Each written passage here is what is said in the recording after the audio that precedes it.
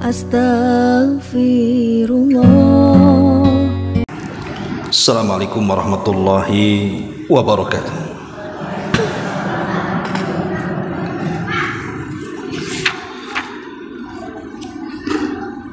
Alhamdulillah, wassalatu wassalamu ala Rasulillah wa ala alihi wa sahbihi wa mawalah, wa la hawla wa la quwata illa billahi wa ba'du. Alhamdulillah, segala puja dan puji hanya milik Allah subhanahu wa ta'ala. Salawat dan juga salam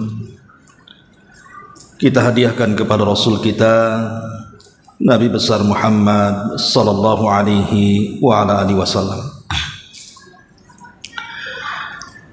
Kita lanjutkan kajian kita, masih membahas kitab 175 Jalan Menuju Surga, dan kita masuk pada halaman ke 82, poin ke 32. Amalan sedikit dengan diiringi niat dapat menjadi kedudukan yang paling afdal di sisi Allah subhanahu wa ta'ala. Kita baca hadisnya dulu.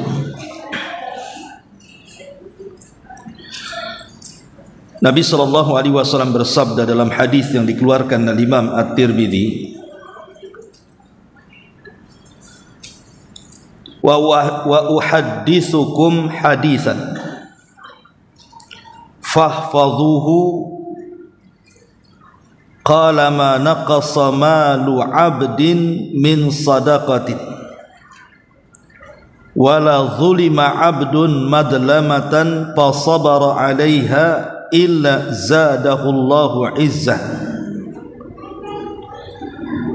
wala fataha abdun baba mas'alatin illa fatahallahu alaihi baba faqrin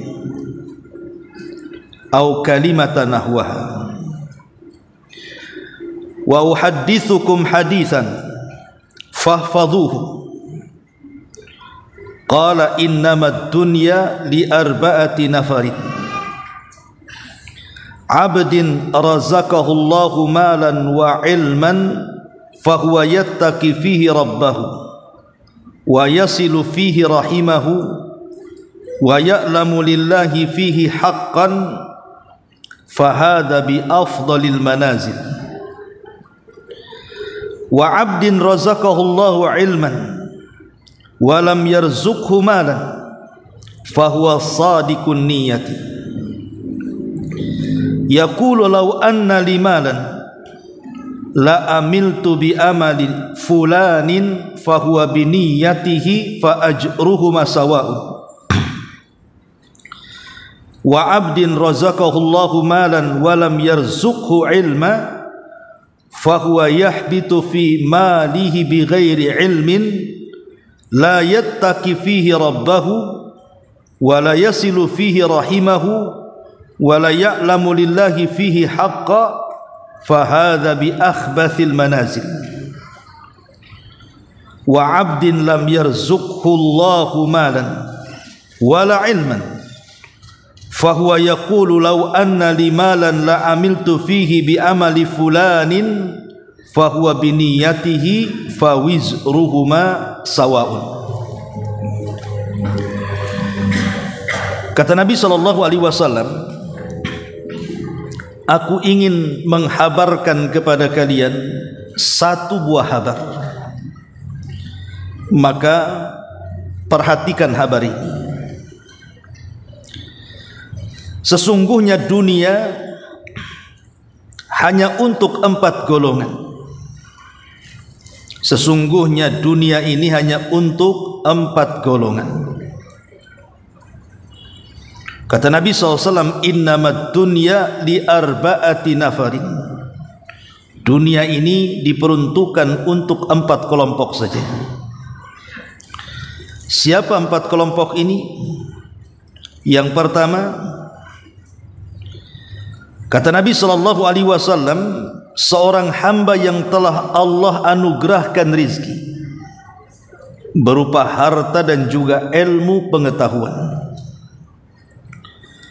Lalu dengan rizki tersebut, karena dia memiliki pengetahuan, dia pun bisa bertakwa kepada Rabbnya, bisa menyambung tali silaturahim, dan dia tahu bahwa Allah memiliki hak dalam kehidupannya. Dan orang pertama ini memiliki kedudukan yang paling mulia di sisi Allah.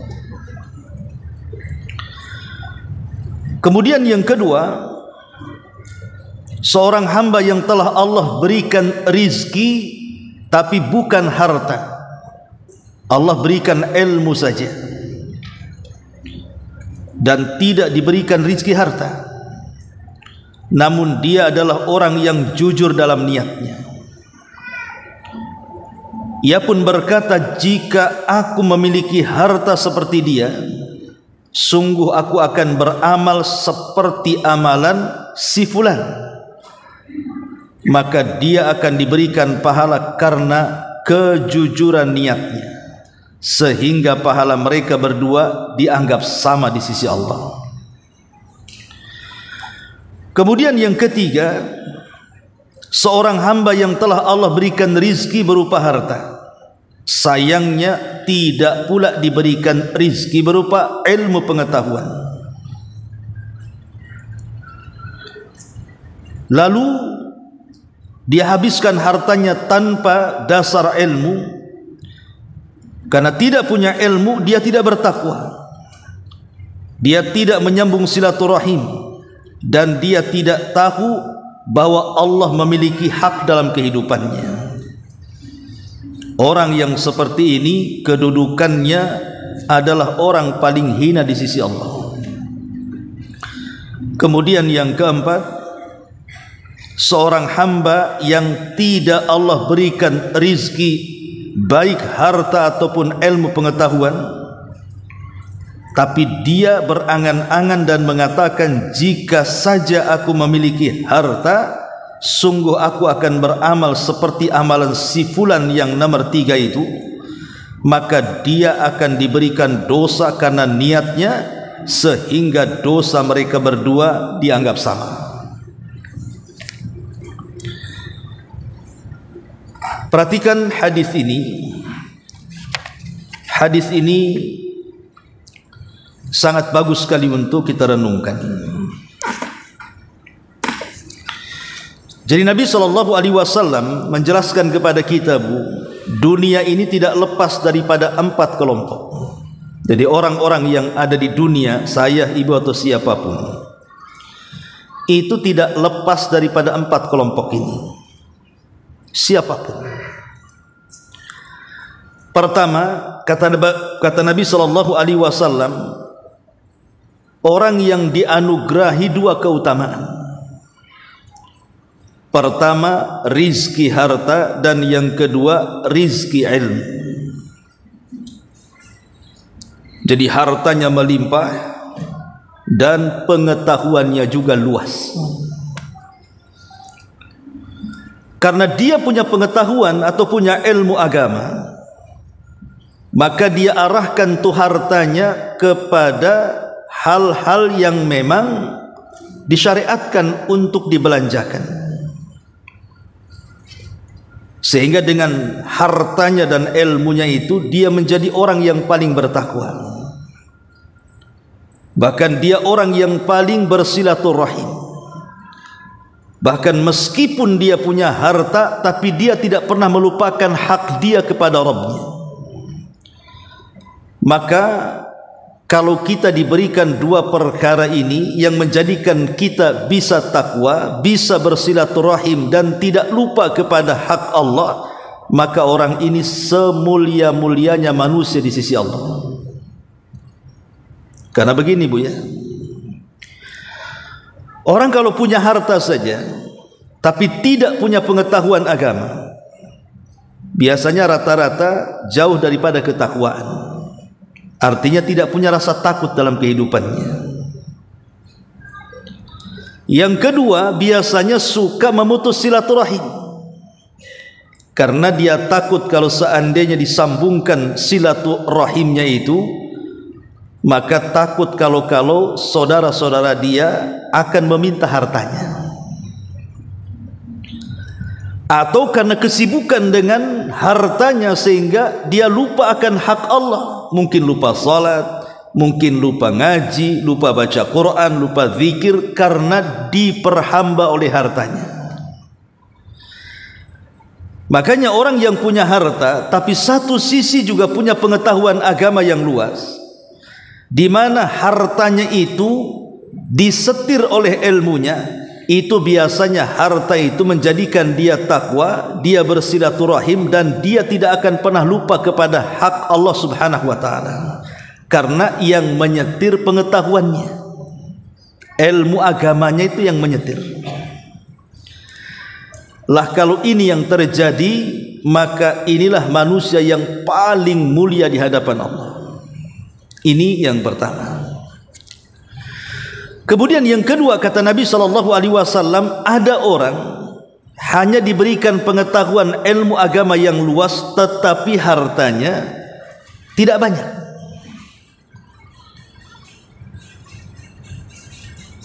Maknanya mungkin dia cerdas dalam ilmu agama, tapi dalam pelaksanaan ibadahnya yang berkaitan dengan harta dia tidak bisa. Mau haji, sudah tahu tentang keutamaan haji, tapi tak ada harta, macam mana pula mau berangkat haji? Mau sedekah seperti orang-orang kaya, pengen membuat masjid, pengen membantu pesantren, pengen membantu panti asuhan, jangankan dibantukan kepada orang, untuk makan pun susah, padahal dia sudah tahu keutamaannya itu, dan kepengen juga membantu saudaranya. Tapi apalah kata, karena tidak punya harta, ya hanya cita-cita saja. Dia pun temenung, coba kalau saya seperti Umi Anu, enak kali umroh berkali-kali. Kok bisa dia membangun masjid? Kok dia suka memberikan sedekah kepada fakir miskin? Menghayal dia kalau seandainya dia ini seperti Umi itu. Kalau dia sampai menghayal dengan ketulusannya, memang tulus dalam hatinya, jujur dalam hatinya, kalau aku punya harta, aku pun akan buat yang samalah seperti dia, gitu ya. Lah pahala orang yang berandai-andai ini dengan orang yang pertama itu sama di hadapan Allah. Disinilah letak kemuliaan ilmu namanya. Jadi ilmu itu mempermudah kita. Makanya ada istilah seni itu memperindah, ilmu itu mempermudah, dan iman itu yang mengarahkannya. Orang ngaji, Bu, kalau tidak ada seni bacaannya, nggak indah tuh bacaan Quran tuh. Boleh jadi ibu jadi makmum di belakang imam yang suaranya grebek, Bu. Waduh, lam yakunil kayak Al-Baqarah kan, Bu, lambat kali katanya. Tapi kalau suaranya indah, ada seninya, maka Quran yang indah akan semakin indah dengan seni bacaan, Bu. Mungkin Al-Baqarah disangka lam yakunil kan gitu, kok cepat kali, padahal ada panjang tuh. Itulah seni memperindah namanya. Sementara ilmu itu mempermudah. Orang kalau punya ilmu itu mudah semuanya. Contohnya di sini, nggak apa-apa saya tidak punya uang untuk berangkat haji, tapi saya bisa dapat pahala haji dengan cara apa? Ilmunya yang berputar tuh di kepala tuh, dengan cara mengandai-andaikan haji. Coba saya jadi ibu hajah katanya. Jangan nunggu mati nanti kawin sama Pak Haji jadi ibu hajah. Bukan itu maksudnya. Jadi mengandai-andai, seandainya aku seperti dia, aku pun ingin berangkatlah ke sana. Lah ilmu itulah yang kemudian menjadikan walaupun kita tidak berangkat ke sana, tetapi pahalanya sudah sama tuh. Itulah yang namanya ilmu itu mempermudah itu. Orang kalau tidak tahu ilmunya kan pusing jadi kepala tuh. Atau mungkin dengan cara yang lain, ibadah-ibadah yang sama pahalanya. Contoh umpamanya, siapa yang duduk selepas sholat subuh tidak bergerak dari tempatnya, kemudian membaca Quran dan berzikir sampai matahari terbit, biarkan meninggi 1 tombak. Kemudian ibu lakukan 2 rakaat syuruk, maka pahalanya sama dengan haji dan umroh secara sempurna. Kan kita tahu celahnya. Oh, walaupun saya tidak berangkat, bisa saya haji tiap hari kok. Tinggal duduk aja di sajadah Bu ya, habis subuh sampai syuruk, kemudian sholat 2 rakaat. Tapi kan ini bicara pahala Bu ya, bukan bicara menggugurkan ibadah. Bukan belum haji. Ya tetap kalau ada duit, walaupun sudah banyak pahala hajinya, tetap wajib haji. Jadi itu hanya perbandingan pahala, bukan menggugurkan ibadah haji. Ibadah haji tetap tidak gugur kalau mampu berangkat. Ya. Sebab nanti kalau seandainya sampai menggugurkan ibadah haji, alasannya karena sudah mendapatkan pahala haji, nanti orang nggak mau haji Bu. Cukup duduk saja di sajadah Bu ya. Kemudian ngaku saya Bu hajah. Kapan hajinya Bu? Tadi pagi. Bisa aja Bu ya. Jadi ini kan panggilan yang seperti itu. Biasanya orang yang berangkat. Kalau yang tidak berangkat itu cuman mendapatkan pahala yang sebanding. Lah ilmu itu mempermudah. Jadi mudah akhirnya. Ya, walaupun saya tidak bisa berangkat haji, saya bisa kok dapat pahala haji. Dengan cara apa? Hanya melamun. Coba, itu namanya ibadah melamun Bu. Jadi orang alim itu melamunnya saja dapat pahala. Itu maksudnya. Tapi orang jahil melamunnya dapat dosa. Nanti kita sebutkan kelompok yang keempat tuh. Ya.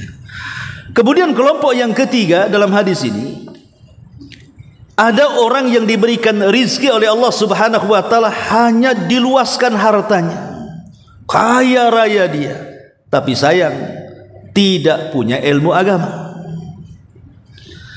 Karena tidak punya ilmu agama, sehingga hartanya tidak ada yang menyetirnya. Justru terbalik, harta pula yang menyetir badan dia. Kemana maunya harta, maka dia akan langkahkan kakinya. Kalau sudah harta yang menyetir kita, dipastikan alamatnya pasti celaka. Orang kalau sudah disetir harta, pasti akan jauh dari takwa. Pasti tidak mungkin bersilaturahim dengan kerabatnya, dan dipastikan dia tidak mungkin kenal dengan hak Rabbnya. Begitu Bu, sampai ada sebuah cerita itu. Ada orang kaya raya Bu, kaya raya, kaya-kayanya, saking kayanya sampai raya. Ya. Anaknya banyak. Jadi sudah kaya, anaknya banyak, dan usianya sudah tua. Kemudian adalah anak muda bertanya kepada orang yang berhasil dalam hidupnya ini. Bertanyanya pertama, tanya umur. Bapak ini atau ibu ini umurnya berapa? Kata orang kaya ini, umur saya baru 7 tahun katanya. Padahal sudah 70 tahun. Diambil 7-nya, 0-nya dibuang. Baru 7 tahun saya katanya. Anaknya berapa Bu atau Pak? Kata orang kaya ini, anaknya baru 1, padahal anaknya 10. Kemudian tanya lagi, hartanya berapa? Dia bilang, paling ada 10 atau 20 juta, padahal miliarder. Jadi anak muda ini mengatakan, jangan bohonglah Pak, atau jangan bohonglah Bu kan. Masa muka kayak ibu ini umur 7 tahun katanya. Umur-umur sudah jatuh-jatuh kulit ini biasanya 70 kan gitu. Ya. Kemudian saya dengar anaknya banyak, kok cuma 1, jangan bohonglah katanya. Kemudian juga tidak mungkinlah, engkau kan orang terkenal, orang kaya, masa cuman punya uang 10 sampai 20 juta saja. Ini jawaban orang kaya ini. Dia mengatakan, ya, memang hartaku banyak katanya. Hartaku banyak, perusahaanku di mana-mana. Tetapi selama saya menjadi orang kaya, perasaan baru 10-20 juta itu yang saya sumbangkan di jalan Allah. Yang kedua, kenapa saya katakan umur saya baru 7 tahun? Karena sepanjang hidup saya disusahkan dengan mencari harta. Setelah saya kaya, di 7 tahun inilah baru saya merasakan tenangnya. Saya bisa ibadah, bisa sholat, bisa zikir. Maka sisanya yang lama itu entah berantah kemana atau umurku itu. Adapun kenapa anak saya 1 pada anak saya 10, karena yang 9 itu sudah tidak bisa saya atur lagi itu. Sudah terserah mereka, tidak bisa diarahkan. Saya hanya punya satu-satunya anak, mudah-mudahan inilah yang akan jadi celengan saya di dunia dan akhirat katanya. Coba perhatikan Bu, dialog seperti ini sering terjadi. Lah jangan-jangan kemudian dialog seperti ini mungkin boleh jadi terjadi pada kita mungkin. Mungkin kita ini dahulunya semenjak muda sampai tua, baru di usia 50-60 tahun baru terasa hijrah. Tidak pernah ngaji baru belajar ngaji. Nah itu Bu ya. Oh baru enak ibadah itu. Coba dari dulu belajar ngaji, sudah khatam tuh Quran tuh. Ini baru baca Iqra, nggak bunyi lagi. Kemudian juga sibuk dengan harta. Jangan-jangan kemudian setelah kita meninggal hanya 10 juta atau 20 juta saja yang boleh jadi itu pula yang akan bermanfaat kita di akhirat. Yang miliaran itu mungkin kelak jadi warisan, bahkan menjadi sebuah pertanyaan di hadapan Allah, dari mana kau dapatkan harta, kemana kau belanjakannya? Atau boleh jadi kita ini punya turunan, dari anak kita yang 5, yang 6 itu mungkin 1 lah yang diharapkan kita. Yang ingin saya katakan Bu dari gambaran ini, bahwa orang kalau disibukkan dengan harta dan tidak cukup pengetahuan agamanya, maka kasusnya seperti cerita ini Bu. Hartanya memang banyak betul, tapi harta itulah yang membinasakan kehidupannya. Seperti siapa? Qarun. Lihat Qarun itu. Qarun itu Bu, dulunya seorang ahli pembaca Taurat. Kalau ibu tahu cerita Qarun itu, suaranya indah. Ibaratnya kori-kori di zaman sekarang lah ibu. Jadi diundang ke sana, diundang ke sini. Kalau ada acara suruh baca, suruh ngaji, karena indah suaranya Qarun itu, disukai Bani Israel. Tetapi tiba-tiba dia datang kepada Nabi Musa, minta agar Nabi Musa mengajarkan doa kepadanya supaya Allah memudahkan rizkinya. Akhirnya Musa mengajarkan kepada Qarun tentang Ismul A'zam, nama-nama Allah yang agung. Setelah kemudian Qarun pun mengamalkan wejangan Nabi Musa, Allah luaskan rizkinya. Setelah diluaskan rizkinya, mulailah luntur Taurat dari badannya. Sudah jarang lagi baca Taurat. Akhirnya Taurat semakin jauh, lupalah dengan Tauratnya dan sibuk dengan hartanya. Setelah sibuk dengan hartanya, dia malah hasad kepada Nabi Musa. Bayangkan, karena walaupun Qarun itu kaya, tapi tidak dihormati seperti Bani Israel menghormati Nabi Musa. Mulailah dia hasad. Harusnya saya orang kaya dihormati, kenapa Musa yang miskin hanya seorang nabi saja kau dihormati katanya. Mulailah dia membuat makar. Dengan cara apa? Ingin menghancurkan Nabi Musa. Caranya gimana? Dia sewa pelacur. Kemudian dia mengatakan kepada wanita pelacur, engkau harus bicara di halayak manusia bahwa engkau berzinah dengan Nabi Musa, ku bayar, terserah minta berapa. Karena bayarannya besar, hanya suruh ngomong saja bahwa dia sudah berzina dengan Nabi Musa, dapat uang banyak. Akhirnya wanita ini mau. Maka Qarun perlu mengumpulkan manusia dan mengundang Nabi Musa di tengah-tengah manusia. Kemudian Qarun mengatakan kepada wanita itu, kemari kamu, bicaralah apa yang engkau akan bicarakan terhadap Musa itu, katanya. Tapi Allah Subhanahu wa ta'ala tiba-tiba membuat hati wanita pelacur ini lembut. Dia pandang wajah Nabi Musa, tiba-tiba kemudian terasa pandangan rahmat. Kenapa saya harus berbohong, katanya. Sehingga tiba-tiba yang harusnya dia mengatakan saya sudah berzina dengan Nabi Musa supaya karakter Nabi Musa ini hancur, tiba-tiba wanita ini justru membongkar aibnya Qarun, bahwa dia diperintahkan Qarun dibayar sekian-sekian untuk mengatakan saya berzina dengan Nabi Musa. Wah, Musa marah, Bu. Berarti tujuan Qarun itu mempermalukan dia, kan? Maka Musa pun berdoa kepada Allah, turun perintah.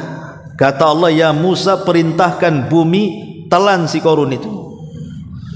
Maka Musa pun merintahkan bumi, tiba-tiba bumi bergerak kemudian belah, dan Allah masukkan Qarun dan seluruh kekayaannya, sehingga Allah mengatakan fa khasafna bihi wa bidarihil arda, kami tenggelamkan Qarun dan seluruh kekayaannya masuk ke dalam tanah. Ini gambaran, ya, kekayaan ini biasanya sirru tughyan, rahasia bejatnya orang. Qarun tadinya baik, kan, tapi gara-gara harta jadi bejat. Di sini Allah katakan kalla innal insana la yatgha an ra'ahu stagna. Sekali-kali manusia itu mudah melampaui batas ketika kekayaan dibentangkan di hadapannya. Lah orang ketiga ini adalah orang yang diberikan harta tapi tidak diberikan pengetahuan agama, sehingga harta menyetir hidupnya, akhirnya jauh daripada takwa, tidak pernah mengenal hak Rabbnya, bahkan tidak pernah bersilaturahim dengan kerabatnya.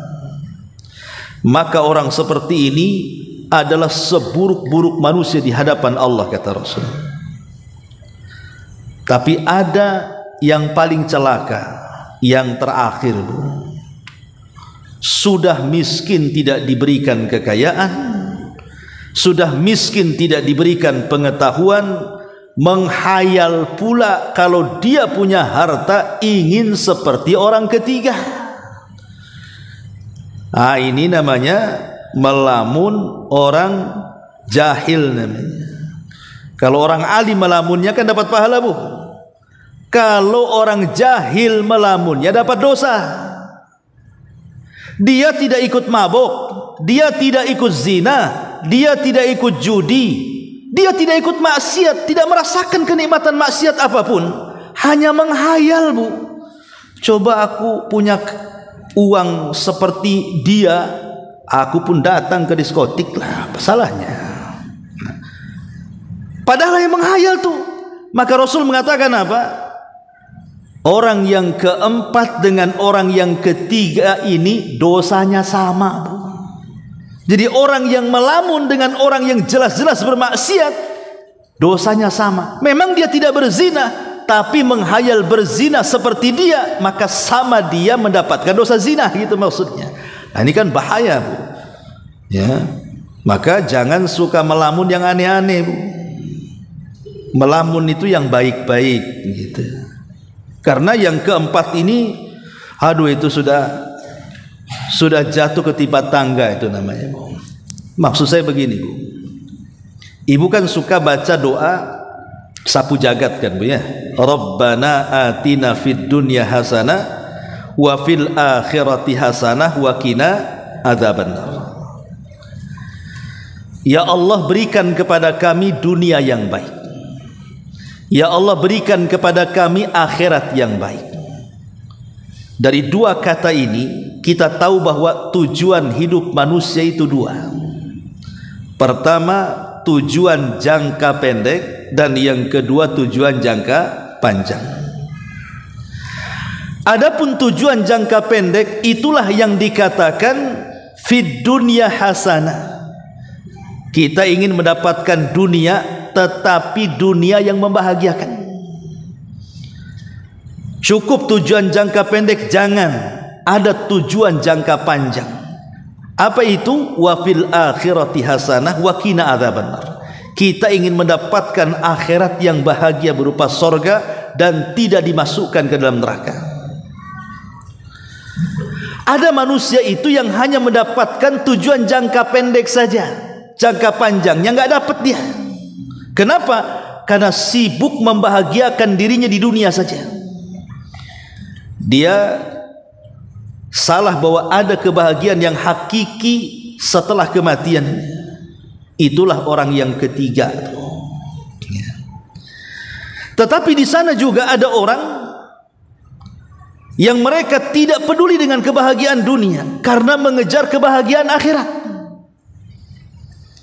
Susah ndak apa-apa di dunia, tapi jangan pula susah di akhirat, gitu maksudnya. Celakanya Bu, ada orang yang sudah tidak bahagia di dunia, tidak bahagia pula di akhirat. Kan konyol namanya Bu. Rumah sudah gubuk, mereng lagi. Kalau hujan, kehujanan. Panas, kepanasan. Makan, ngutang sak warung. Tapi tidak pernah sholat, nggak pernah puasa, ya nggak pernah ngaji, ya nggak pernah baca Quran. Hidupnya terlunta-lunta, ya tidak ibadah, ya tidak kaya. Lah orang kayak gini tuh kan rugi dua-duanya Bu, ya kan? Jangka pendek tidak dapat, jangka panjang pun tidak dapat. Lah jangan seperti orang yang keempat, menghayal tapi banyak dosa tuh. Dia nggak melakukan apa-apa, tahu-tahu dosanya banyak tuh. Lah inilah yang kemudian Nabi SAW ingin memberikan warning kepada kita. Jadilah orang yang pertama atau minimalnya orang kedua, dan jangan jadi orang ketiga, apalagi jadi orang keempat, karena bahaya. Ya. Ma'asyiral muslimat yang dimuliakan Allah Azza wa Jalla, baik kita bentangkan sedikit tentang faedah daripada hadis ini. Hadis ini bicara tentang dua rizki Allah kan. Pertama harta, dan yang kedua ilmu. Jadi hadis ini bicara tentang dua rizki Allah. Pertama bicara harta, yang kedua bicara ilmu. Mana di antara dua rizki ini yang lebih kita utamakan? Atau mana di antara dua rizki ini yang lebih harus kita dahulukan? Karena ada perbedaan Bu, rizki harta dan pengetahuan itu. Pertama,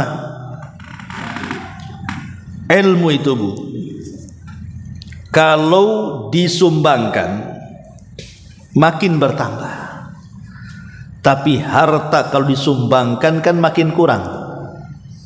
Pamannya ibu punya uang 100 juta, disumbangkan 50 juta, sisanya 50. Tapi satu sisi ibu punya pengetahuan ini.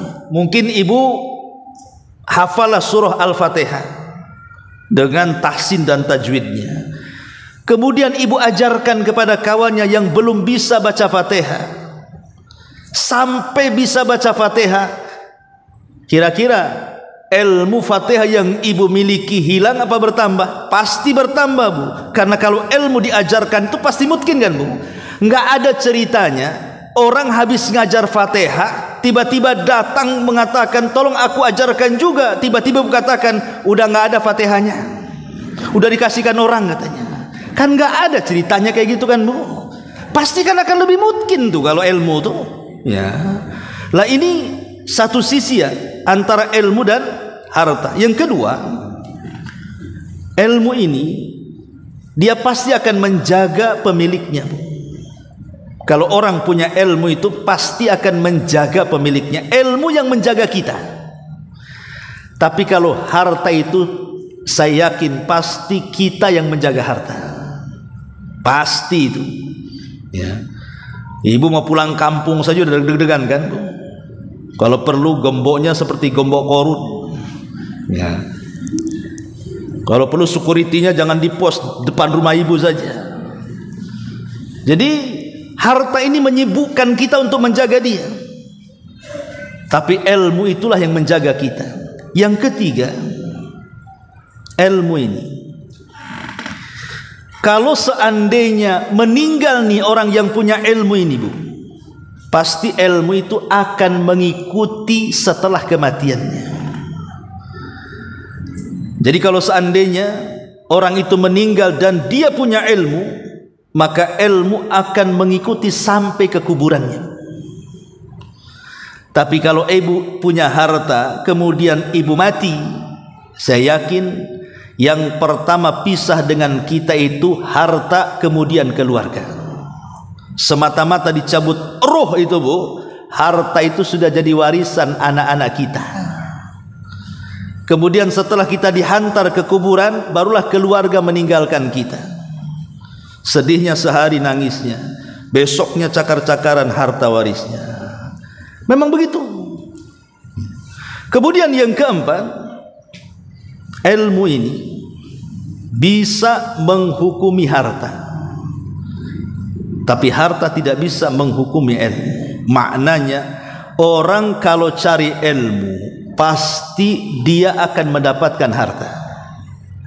Tapi kalau orang sibuk mencari harta, belum tentu dia mendapatkan ilmu. Ya kan, Bu? Orang kalau punya ilmu, cari harta mudah. Orang-orang punya ilmu itu, bagaimana umpamanya orang yang sekolahnya sampai tinggi-tinggi itu karena punya ilmu pengetahuan.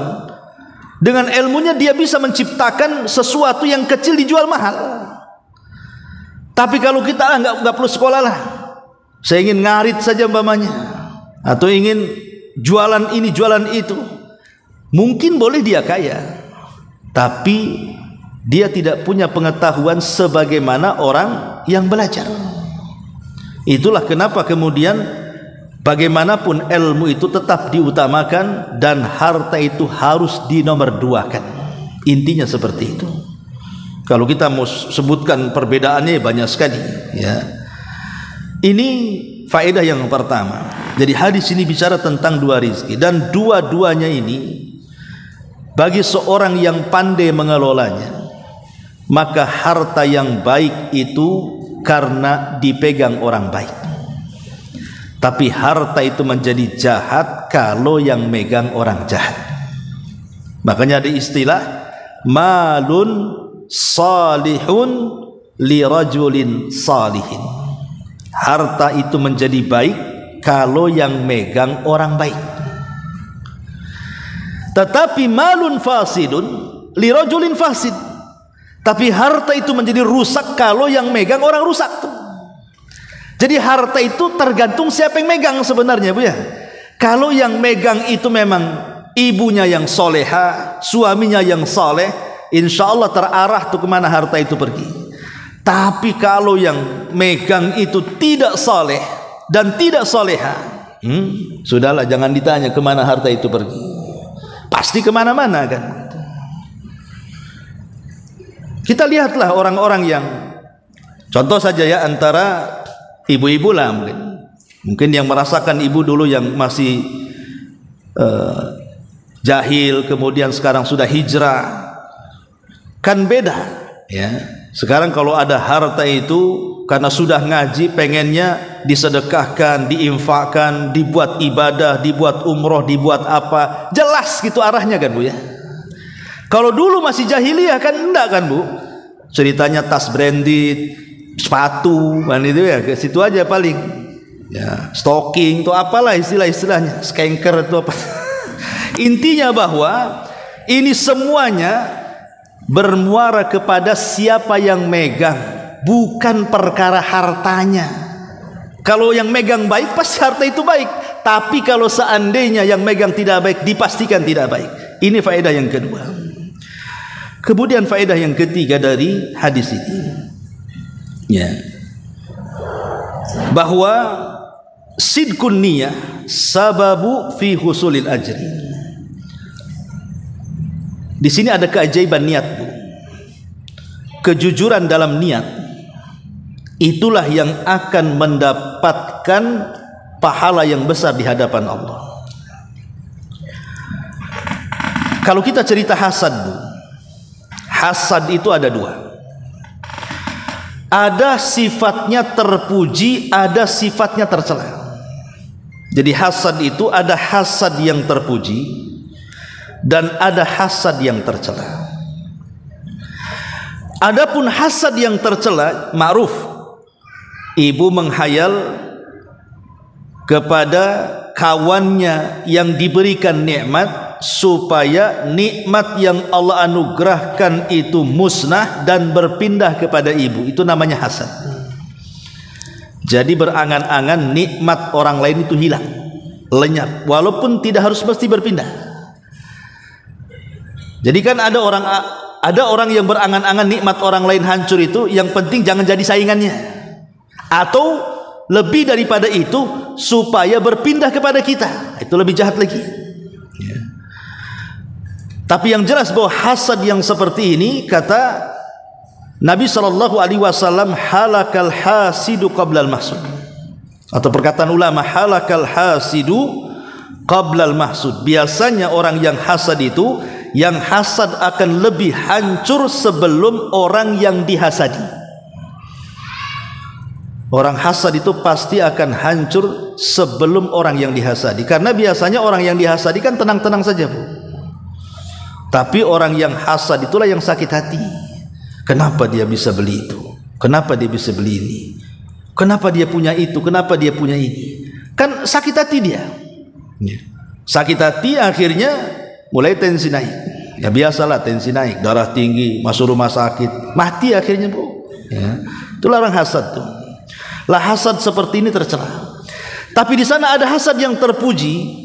Ulama membahasakan dengan kalimat ghibtah. Hasad yang terpuji itu ulama membahasakan dengan kalimat ghibtah namanya. Apa itu ghibtah? Ghibtah itu kecerdasan dalam melamun. Itulah tadi yang nomor 2. Melamunnya cerdas dia. Dia mengatakan dalam hatinya, coba aku kayak tetangga sebelah. Kok dia punya panti asuhan, punya pesantren, punya masjid, punya ini, punya itu. Pokoknya yang positif-positif sajalah, yang berpahala dan beribadah. Maka walaupun menghayal, tapi kalau sudah ada niat dalam hatinya, coba kalau aku seperti dia. Kalimat itu penting tuh. Coba kalau aku seperti dia, aku pun akan melakukan hal yang sama, bahkan mungkin lebih daripada dia. Lah hasad yang seperti ini terpuji, Bu, karena membawa pahala. Tapi hasad yang pertama tercela karena membawa dosa. Dan itu semua bermuara kepada amalan hati yang disebut dengan niat. Harus ada niat yang betul, bukan hanya sekedar menghayal biasa. Tidak, memang sudah ada niat ya. Dan kalaupun memang betul-betul terbukti dia kaya, memang dia akan melaksanakan sesuai niatnya. Itulah namanya sidqun niyah, kejujuran dalam niat. Ma'asyiral muslimat yang dimuliakan Allah Subhanahu wa taala. Kemudian juga faedah yang keempat. Kalau kita melihat hadis ini, harta ini diberikan oleh Allah kepada kita, rupanya menjadi ujian bagi kita. Kan di sini menjadi ujian bagi kita. Apakah harta ini akan kita belanjakan ke yang halal, ataukah kita akan belanjakan ke yang haram? Itulah ujian harta. Harta ini akan menguji kita nih. Karena banyak orang-orang yang awalnya tidak punya harta, angan-angannya baik, tapi setelah punya harta hilang tuh angan-angan tuh. Contoh nih, ibu dari rumah nih sudah menyediakan uang 500.000 pecahan 4 gitu ya. Yang satunya pecahan 50-an. Datang kotak infak, Bu. Dompet mulai dibuka tuh. Tuh kadang-kadang mikir tuh, yang merah ke yang hijau, yang merah ke yang hijau. Kalau yang hijau masih mendingan, Bu, ditutup lagi dompetnya. Itu kan masalah tuh, bukan? Lah kadang-kadang yang seperti ini sering terjadi tuh. Kadang-kadang ini nominal yang sama ya, nominal yang sama saja. Anggaplah mungkin sama-sama merahnya, Bu. Yang satu kayak disetrika, masih tegang kan, Bu ya. Yang satu pula ada lakbannya, Bu. Datang pula kotak infak di depan tuh. Kira-kira yang ada lakbannya tuh yang disetrika tuh. Pasti yang ada lakbannya itu kan. Lah ini yang seperti ini tuh kadang-kadang ujian, ini kan ujian rendah sebenarnya. Tapi kadang-kadang kita tidak bisa lulus dari sini. Macam mana diberikan kekayaan segudang pula kalau hanya sama-sama nominalnya saja kita milih-milih itu. Padahal Allah itu kata Rasul, innallaha thayyibun la yaqbalu illa thayyiban. Allah itu indah, Allah itu baik dan tidak suka kecuali yang baik-baik. Tidak suka kecuali yang baik-baik. Jadi kalau sedekahnya karena Allah itu cari yang paling baik harusnya. Biarkanlah yang lakban itu nanti dibelanjakan di warung kelantong saja. Ini masuk ke kotak infak. Ya. Ini contoh kecil kita ini terkadang diuji oleh Allah dengan harta, tapi yang kecil saja tidak bisa lulus. Ini juga diantara faedahnya. Kemudian juga faedah yang lainnya kata ulama bahwa di sini diajarkan oleh Nabi Shallallahu Alaihi Wasallam dalam hadis ini tentang hukum al-mu'min yu'addi haqqallah fil ilmi wal mal. Bahwa seorang mukmin itu dia harus melaksanakan hak-hak Allah baik dalam ilmu ataupun dalam harta. Jadi kalau ilmu, ibu punya pengetahuan, ajarkan. Sebagaimana kalau ibu punya harta, ya sedekahkan, gitu maksudnya. Jangan kemudian bakhil di satu sisi tapi dermawan di sisi lain. Oh, kalau soal harta jor-joran dia, tapi kalau soal ilmu ditutup-tutupinya sama dia. Contoh nih, tahu acara ini gak benar, acara ini tidak diajarkan sama Nabi, acara ini jelas-jelas ada kemungkarannya. Wah, jor-joran didanai, padahal ibu tahu itu tidak benar. Itu namanya mengamalkan harta tapi tidak menggunakan ilmu namanya. Kalau ilmu kita sudah tahu ini nggak benar nih, nggak ada ajarannya, nggak usah didanai kan begitu. Karena dua-duanya harus jalan tuh antara ilmu dan harta itu. Atau sebaliknya tuh, sebaliknya. Kalau dapat kekayaan karena dia sudah punya ilmu harus bersyukur, alhamdulillah. Tapi bakhilnya 17 setan, nggak mau nyumbang, ya alhamdulillah saja ya. Tapi kalau datang orang sedekah nggak mau ngasih dia, lah itu kan jomplang itu namanya Bu. Dia hanya mementingkan pengetahuannya tapi juga tidak ada sedekah dengan hartanya kan. Makanya di sini seorang mukmin itu harus menggandengkan antara ilmu dan harta.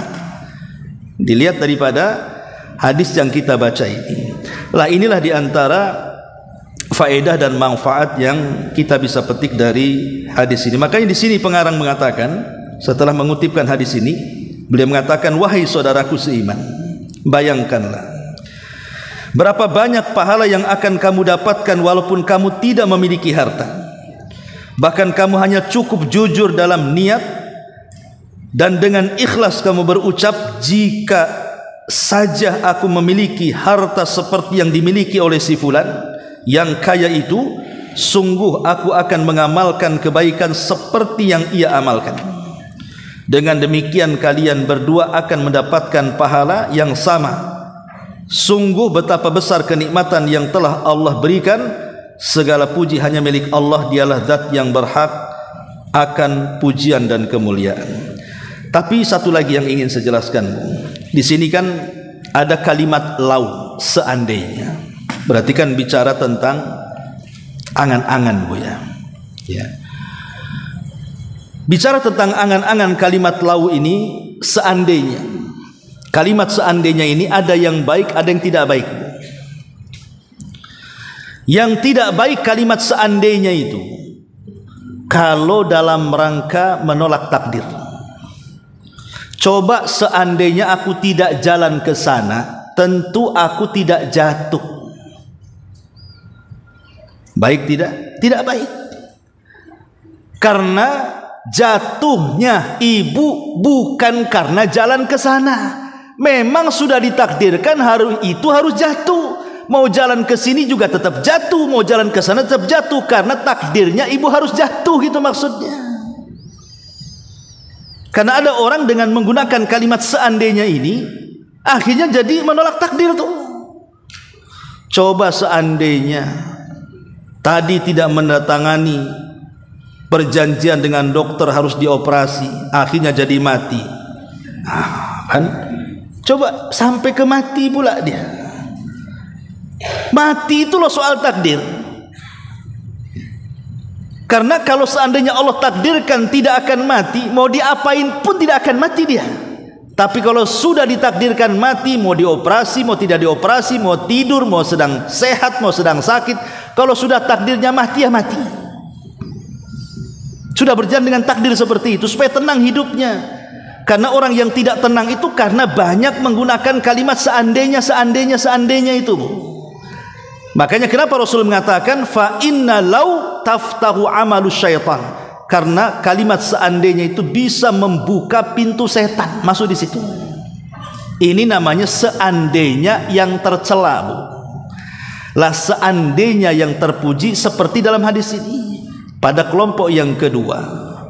Itulah yang disebut dengan ghibto. Seandainya aku punya harta, aku akan bangun masjid. Seandainya aku punya harta, aku akan bangun panti asuhan. Seandainya aku punya harta, aku bantu para fuqara wal masakin. Seandainya punya harta, aku kasih untuk dana fakir miskin dan anak-anak yatim. Itulah seandainya yang seperti inilah yang terpuji. Itulah yang dikatakan di sini, maka dia akan mendapatkan pahala seperti orang yang melakukannya. Wallahu a'lam bishawab. Ini yang bisa saya sampaikan. Tapi sampai di sini, kalau ada yang bertanya silakan. Kalau tidak kita tutup.